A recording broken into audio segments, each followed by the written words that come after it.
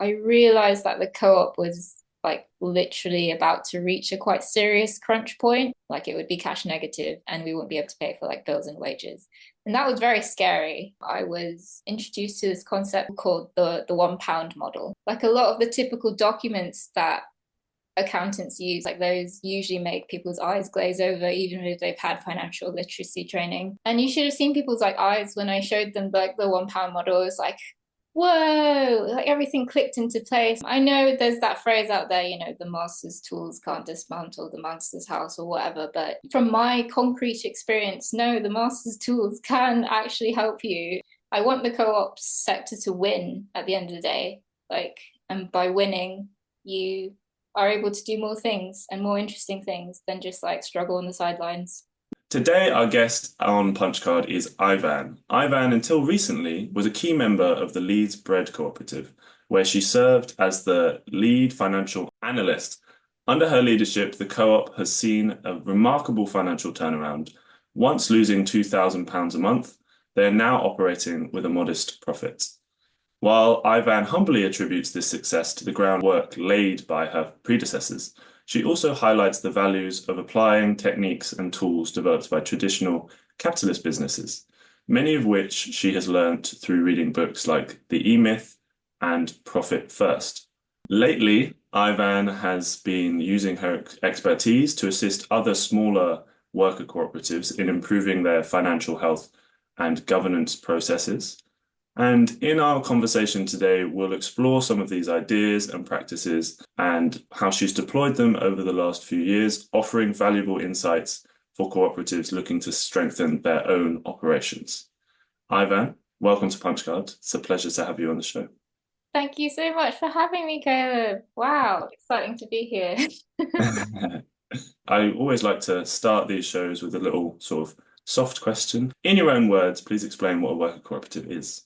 It's a type of business where the workers of that business work together to manage themselves and the resources of that business in a democratic way. And ideally also do so not just in the interest of the workers, but of the wider community as well, in line with the international cooperative principles. I think I also mentioned that a lot because it's not particularly intuitive to worker co-ops, I think, if you think about the governance structure, because it's literally just workers who are in control, supposedly democratic control of the business, depending how they organize themselves. And that I think naturally means it's harder to remember to take into account the interests of just not just your customers, but people who are part of the business who aren't your customers. So yeah, now if you could go into a little bit of what some of your early experiences were that you think shaped your politics and led you towards co-ops. I mainly grew up with my mum's side of the family, and on on that side of the family, basically my grandparents came here as asylum seekers in the 70s after the Vietnam War, and my mum and her sisters kind of grew up as child refugees and very much, I think, in that context, learning to kind of prioritize money and security a lot, which I think is very understandable. It makes a huge amount of sense. And so most of them went on to work in the city or married partners who did, in the case of my mum. And the knock on effect that had on me was that I grew up with a lot of experiences emphasizing the importance of like getting onto the corporate ladder, getting into the graduate job circuit on time. And a lot of my family worked in like banking and engineering. And there was this assumption that I needed to go into those same industries. Otherwise, I was going to be this like poor, starving artist. And there was a huge power struggle between me and my family. And eventually we sort of compromised where I eventually decided to kind of study environmental science at Leeds. Basically, I grew up in a family that really prioritized financial abundance and security over things like creativity or community. And my disagreement with my family really set me off in a certain direction. Do you have an understanding of what it was that made you kind of separate from their philosophy and what made you reject that? It was like things like I didn't like how they came home from work so at such a late time. Like they headed off at 7 a.m. and then to come back at like 9 p.m. and then they do it all again tomorrow. And it wasn't like they went out for work drinks or anything. They were in the office until like 8. They would say things like, your best days are in school. And I just wanted to reject that. I was just like, no, I want my best days to be always. So I guess from that, it seemed like, okay, it seemed like, having a sense of purpose is important to me. Having a sense of like warmth and community seems important to me. And my younger self at the time just couldn't really see much of that in the way they had set up their lives. I think I have a different view now, but I understand that my younger self kind of, she had a point and she was just really keen to try out alternative routes. I mean, that does sound quite bleak. Oh yeah, your younger years are the best. Like it's like, do I really ever want to get old? It's like, yeah, I feel like the natural response is to reject that as a future. And then you did a work experience at an oil palm company, if that's right. Do you want to talk about that a little bit? Yeah, it was 2 weeks. I was very bored. I didn't like the mood of the office. It was, very overhead lit, like cubicles, and they gave me a spreadsheet to look for things with. I think that was my first experience of trying to navigate like managerial hierarchy as well and finding it really awkward. It feels like quite a weird thing to like get a 15-year-old to do, like go and experience how boring it is to be in a job for 2 weeks. Yeah, I do think that people need to take that with more weight because it is a very formative experience for a 15-year-old. I mean, logically they know there's more than one type of workplace, but in your body, your body doesn't really like quite understand that. And like, if this is work, then I dread work, and like I want completely different work or whatever. We had a 15-year-old, I think, come over for a work experience with us at Leeds Bread Co-op. And that was really lovely. Like, the bakers took a lot of time to think about like what tasks he could realistically do, how we would structure his week. And he did genuinely useful work for us. He was quite slow at some things, but that's quite expected of someone who's very new to that sort of work. And I think he told us he had a really good time. And I remember witnessing that on the side. I was like, oh, this is so cute. This is so different to my own work experience in year 10. So yeah, as you said, you went to Leeds University and got involved in the cooperative society there that was called Green Action. Mm-hmm. Can you explain a little bit what Green Action is and what it did and represented? I think Green Action is roughly maybe 30 years old. We had like a maybe we're 30 years old party at some point in the last few years. That was really funny. So it's a student society that runs a food co-op in the union, which I met you at because you volunteered at. The society also runs some allotments in the local park. And sometimes when there's capacity, the society also used to have like a campaigning arm and in the past this was used to promote a student housing co-op, or the idea of starting one up. For me, Green Action really represented the beginnings of my exposure to like things like consensus decision making, this idea where like everyone had a say and it wasn't just the committee of the society as is normally with other student societies. Like, any member could come up and propose something, and if you want something to happen, you could kind of propose it, organize it, and make it happen. There was a sense of like direct democracy and DIY culture, which I found, I suppose, quite liberating, that I could just kind of step in and claim it without needing to be voted in by some kind of student election. But yeah, of course, like I think it was frustrating at times because like we were all volunteers and energy came and went and decision making was a bit unclear and confusing to me at times. But yeah, that's what Green Action kind of represented to me, that environmentalism and that direct organizing culture. And it's also how I ended up moving into a housing co-op called Cornerstone, because Luke in society at the time and Katie also in society told me there were spaces and encouraged me to apply.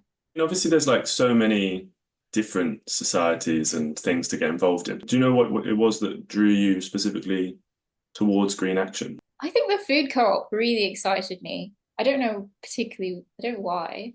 Like, I was like, oh, we get to run a shop together. That sounded really like I used to pretend to run a shop when I played with my friends, like, as a primary school kid or whatever. And that I don't know why that sounded exciting to me to get to do as a student. Yeah, I guess it's kind of that idea of, like adulting. Like, when you're young, you're kind of like always wanting to like be an adult. And I feel like now I'm an adult, I'm kind of always wanting to like return to being a kid a little bit. But yeah, I mean, I guess at uni, like, you're learning all these quite intellectual skills for the most part. Some of it is, very practical. But yeah, running a shop or like, I had friends who started sort of like small businesses or even ran events and stuff. So there was that kind of ambition to do something in the real world. And yeah, the shop did appeal to me as well. That's kind of why I got involved. It's kind of like, what? There's a shop run by students. That's pretty unique. So green action over the years has kind of gone through peaks and troughs of kind of being very active to being a bit more inactive. And this is sort of the natural, could say the natural progression of something that's very member led, member driven. At the time when you joined, was it quite active or was it kind of a bit dormant? When I joined, it was dead. I was in my first year, and I remember I'd come down to the union like almost every day just to check if it was open, and it wasn't.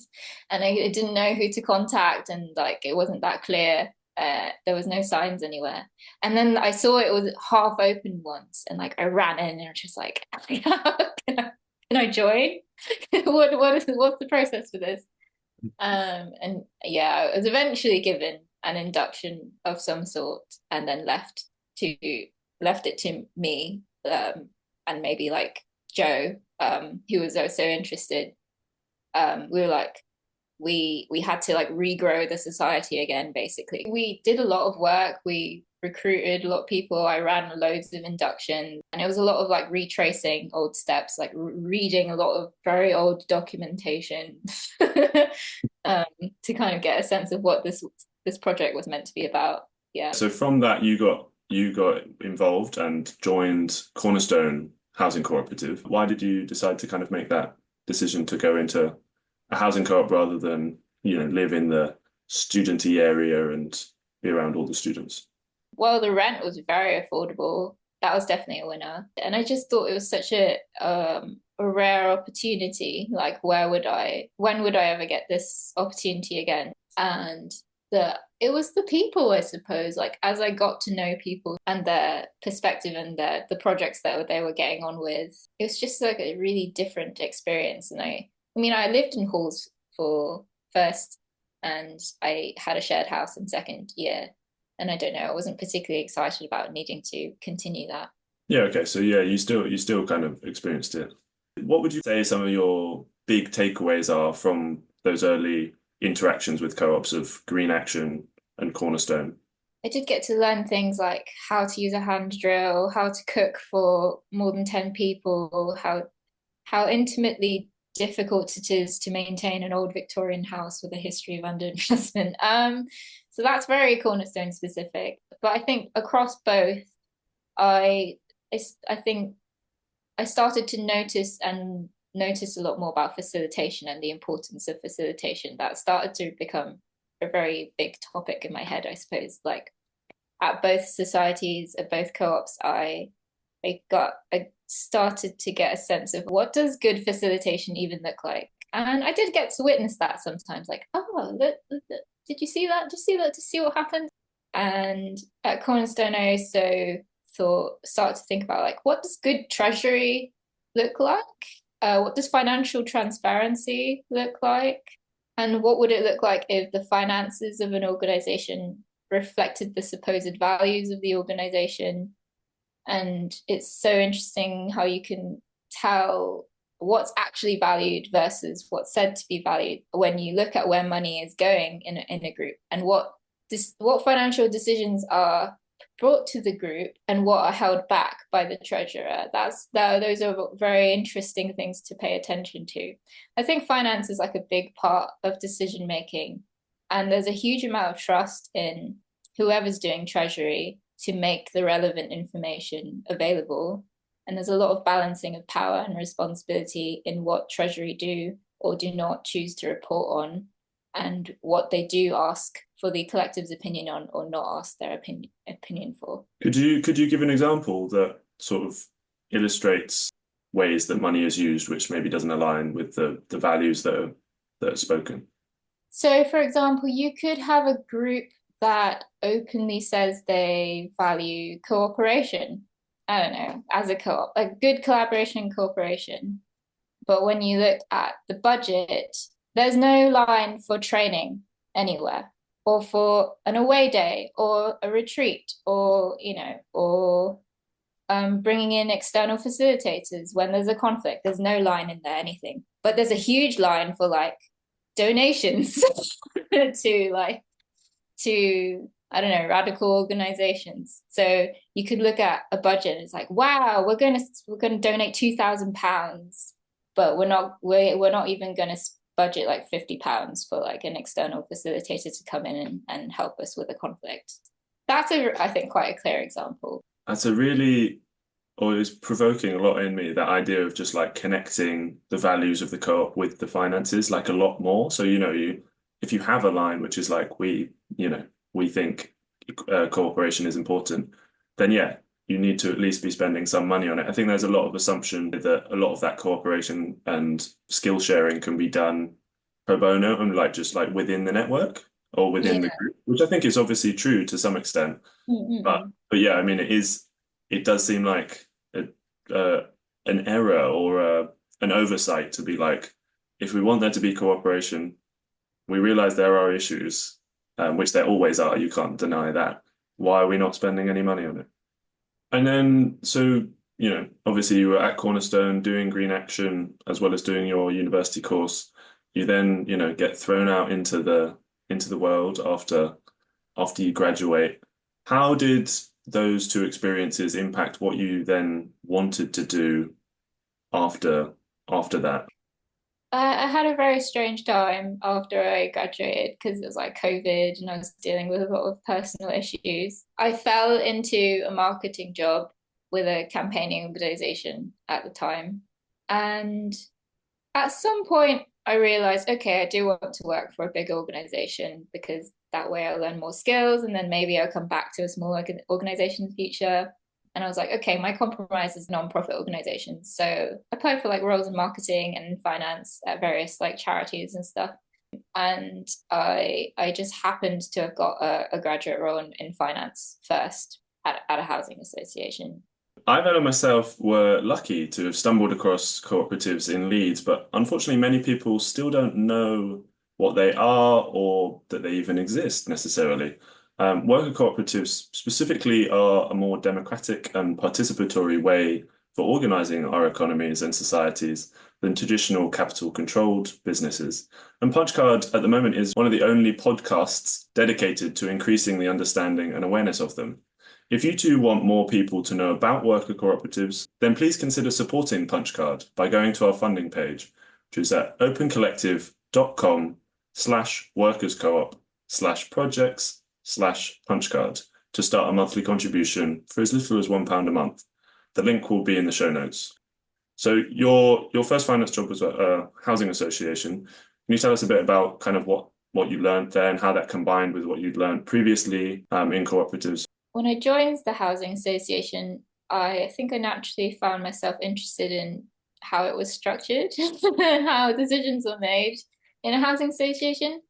It still was a bit opaque to me by the end of it, but I did notice things like, they have a 4-person team just dedicated to governance, for example. There's a 6-person team just dedicated to strategy. At the very top of the hierarchy, the CEO was held to account by like a voluntary committee that was composed of people who they weren't tenants or workers in the organization, but just magnanimous people who happen to be interested. Why do they do that?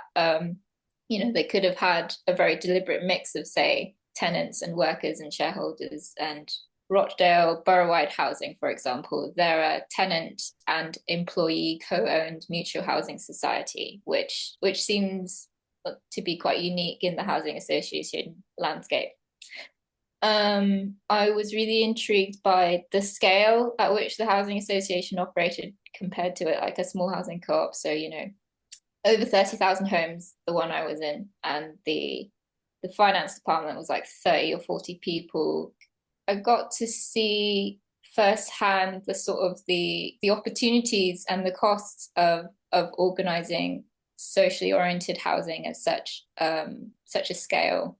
That potential isn't there as much with smaller housing co-ops. Like if you look at like just the number of lives and housing units and the relative accessibility of housing associations to the general population compared to smaller housing co-ops, like housing associations can really make a big difference. And they're kind of only one of only a few kind of realistic competitors to private housing and to private landlords. And I think if they had more access to funding or cheaper borrowing, like private developers do, or if they were like just a bit more innovative in how they encourage neighbors and encourage neighbors in their neighborliness and mutual support and deliberative decision making among each other, housing associations could like have the potential to make a meaningful dent on like the housing crisis and the loneliness crisis and increase civic engagement in general. Did you kind of look at that and think, like why are the co-ops and the housing co-ops not working together? There's definitely a lot to explore between housing associations and housing co-ops, and I think they could draw on each other's strengths.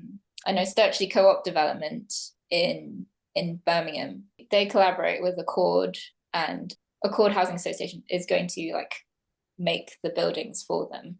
And, I think drawing on the legal and financial expertise within Accord probably has helped Sturchley Co-op Development, for example.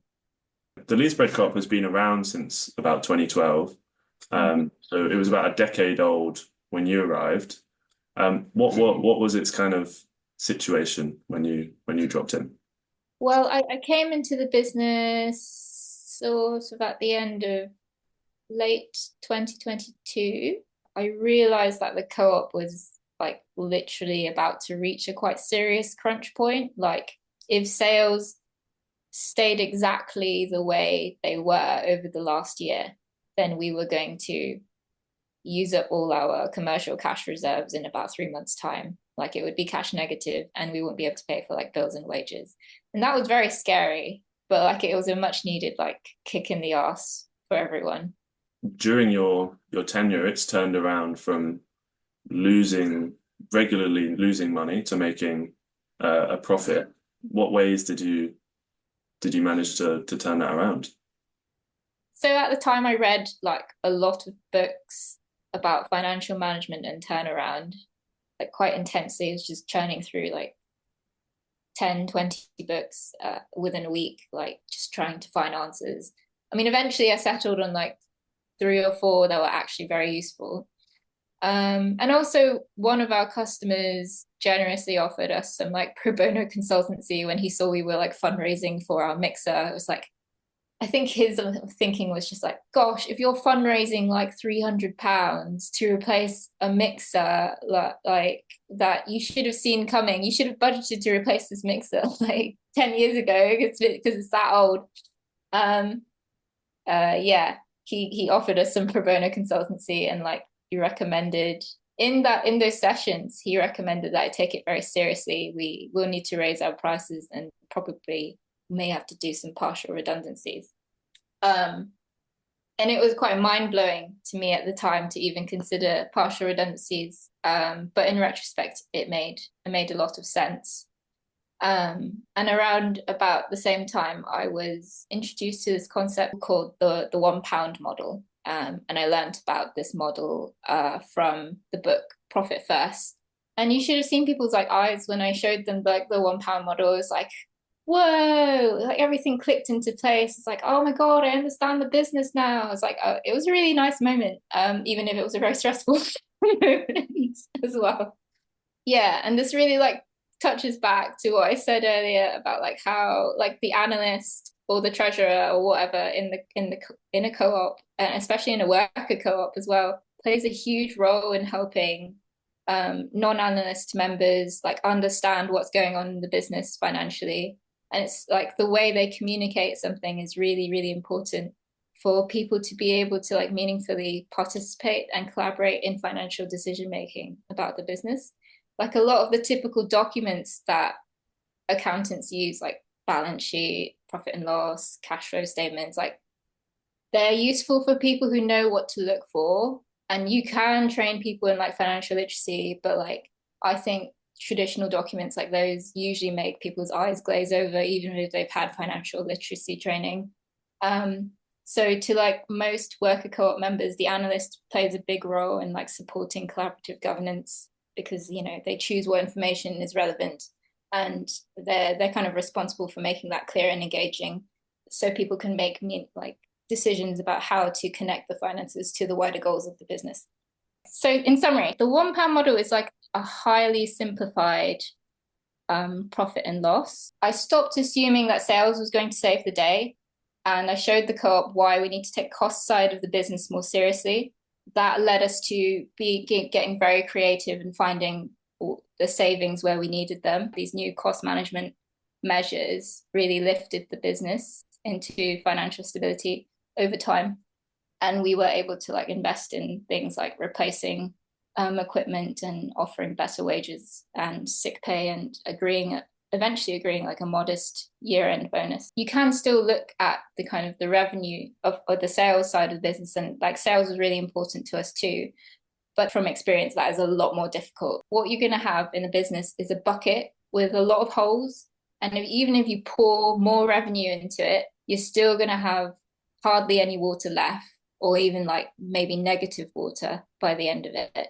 People really understand this model, and people have found previous finance reports a lot harder to understand. But now we use the £1 model a lot, and people literally like ask for it. Like, what would the £1 model look like if we did this? What would the £1 model look like if we did this? Obviously, this is a really powerful tool, and you used it to explain to the rest of the co-op the finances, and they responded really well. And obviously, the co-op itself has responded well that it's now trading with a profit. And then after the business became more financially stable, what challenges or opportunities came up? I would say I think we basically moved from like not having enough money to having like a good amount of money.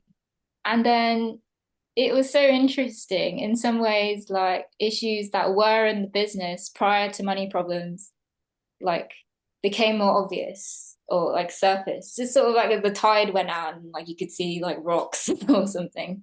Just because we had solved our money issues didn't mean that we didn't have any more issues. And as Mark Blaney mentions in his turnaround book, which we can link down below, like a lot of money issues are kind of downstream of management issues.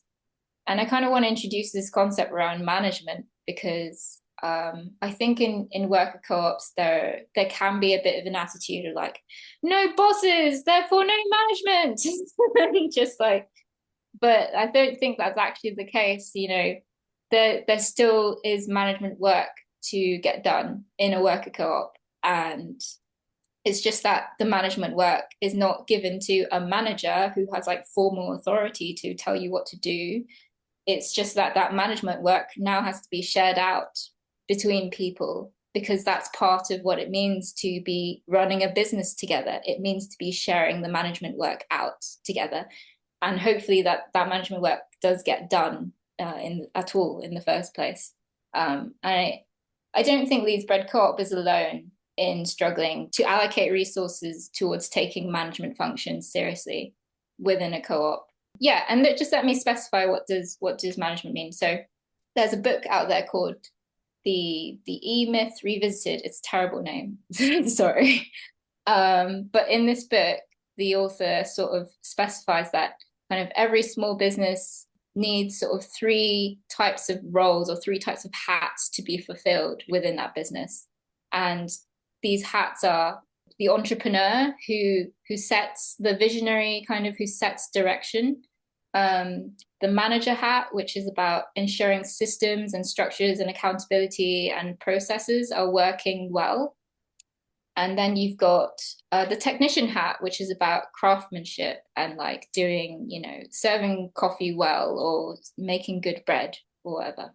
So like even in a worker co-op without traditional bosses, like these functions don't just vanish just because you don't have any bosses. They like the management and the entrepreneur functions and hats still need to be performed.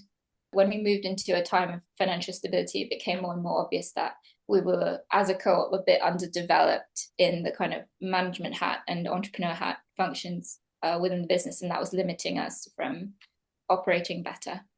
And how did you then, I guess, change the culture and sort of encourage those hats, those roles to be filled? So one of these experiments was that we had like a whole co-op training. We have membership training for our new members, obviously, but we haven't had training for, long existing, I don't know, 2, 3-year-old, 4-year-old memberships, and for a while. And the main purpose for me of that training was that we learned like what strategy means. So one of our issues was that we didn't really have much of a sense of strategy going forwards. And I saw that one of the preconditions for that was that we needed to agree what strategy even means in the first place, because there's lots of subtly different definitions of what strategy means in the first place. And I think if we could agree on what strategy meant and had shared understanding of that, then we're more than halfway there. And it makes it a lot easier to come up with a strategy collectively as a group, rather than, 1 or 2 or 3 people who are super interested in it and they come up with it and they show the rest of the group and the group's like, great. And then I'm not interested in that. I love like co-producing things a lot more and making things. But in order for co-production to happen, sometimes you do need a bit more shared understanding and education happening first before that can happen in a more meaningful way. Kind of like how you need people to be financially literate before they can meaningfully participate in financial decisions. Okay, so that was one aspect of the membership training. The second aspect was encouraging people to differentiate between the technician hat, the management hat, and the entrepreneur hat, so that people had a better idea of which hats to wear out and at what time, and what hats they needed to wear in meetings and on away days. Like, you can't only just wear the technician hat all the time when you contribute to meetings. Like, we need management hats in the room. Otherwise, like, the decisions we make are not good for the business. They're just good for this small aspect of technician work, for example. Yeah. And as I explained, the business needs all three. So that was one of the experiments I ended up doing in the co-op. And I think it was reasonably successful. I think people really did enjoy the trainings. I couldn't find anyone who would like teach us about strategy and these different hats.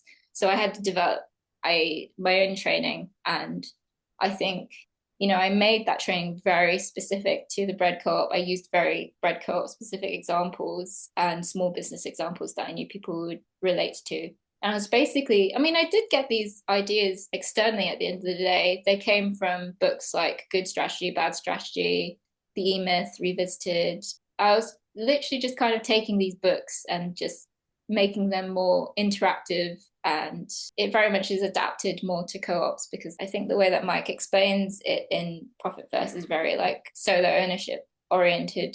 Yeah, you kind of have to really do some mental gymnastics in your head of like, okay, so if I applied this in a more collective way, what would what would that look like? So we went through this like multi-stage process. We had like a survey stage where we really got into like people's opinions of what they thought was distinct about the business and their experience as a worker, and their experience of how our management processes, and the people's opinions on how we align up to our principles. And that was all very interesting kind of ideas. The idea was hopefully to like kind of percolate and help people understand the strengths and the weaknesses of the business as it is at the moment, like externally and internally. And then after going through the survey process, we went through a sketches stage where people were invited to submit sketches So they were kind of like proposals, but we called them sketches because it felt lighter. And also there was a very, very specific template that we would like people to follow. The diagnosis, the guiding approach, and your coherent actions to addressing the issue that you wanted to address. And we had like 20 plus sketches submitted across from the whole business. I think I submitted like two, and everyone was involved in contributing business ideas for how what they wanted the business to go do next.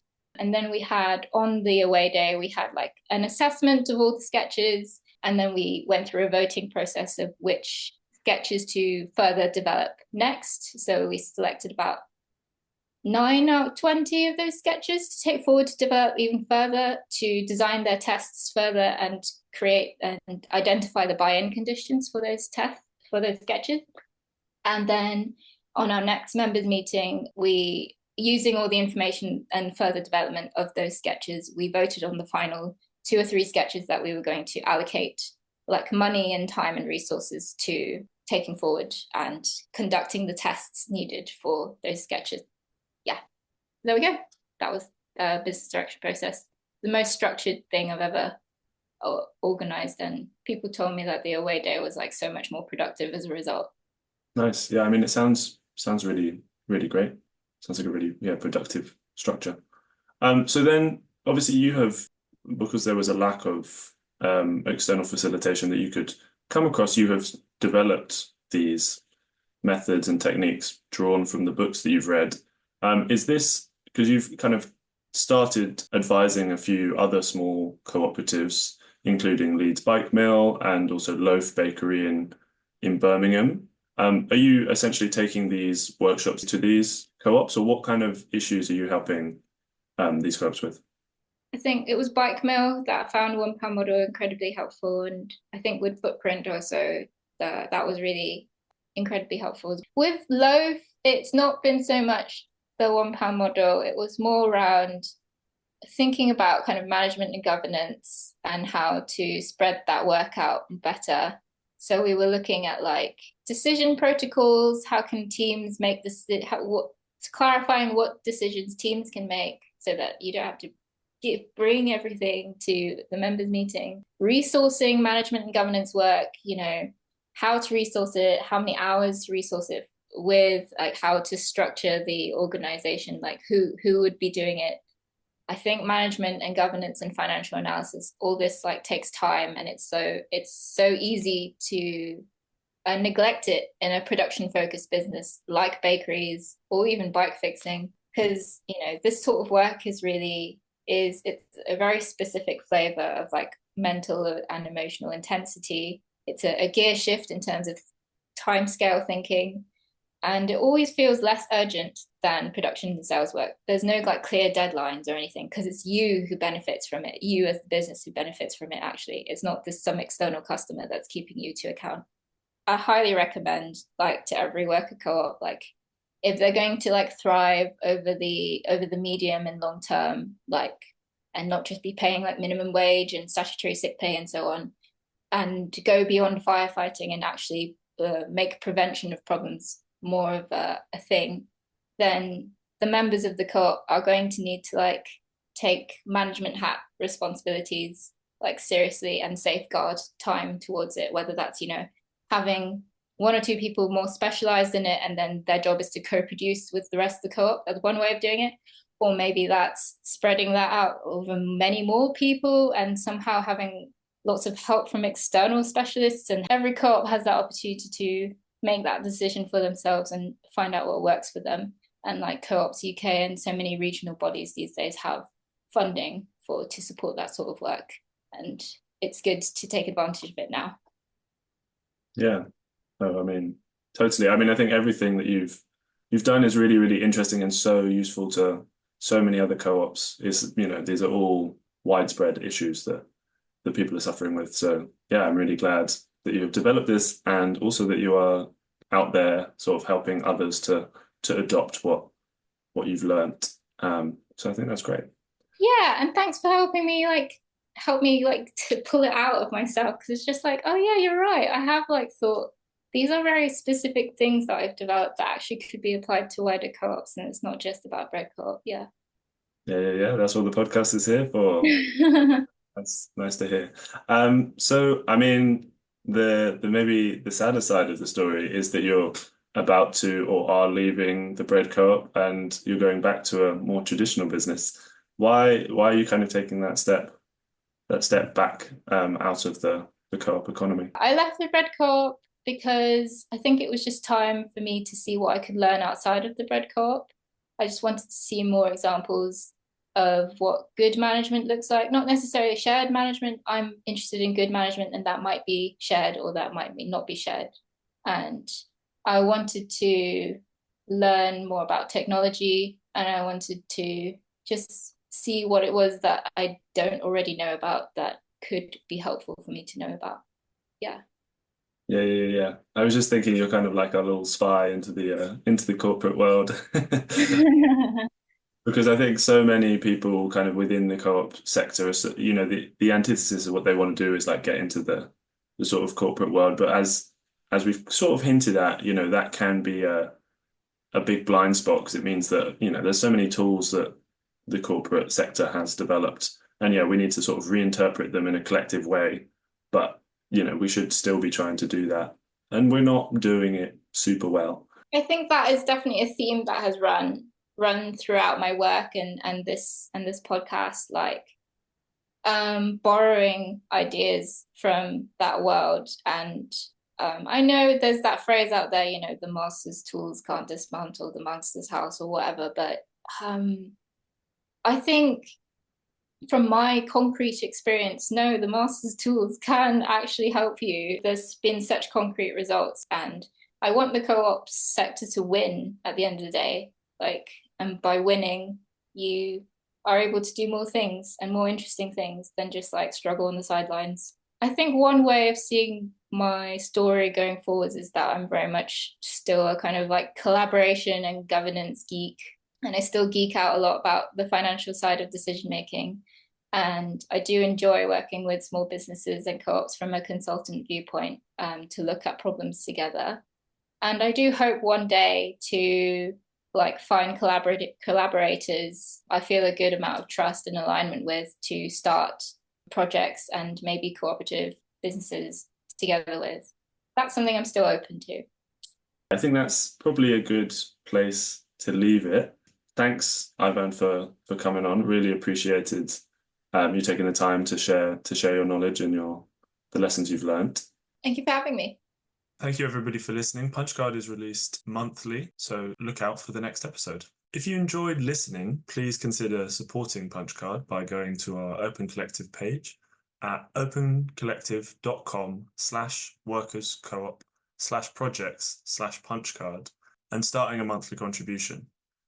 If you are interested in finding out more about worker cooperatives, then check out workers.coop's website.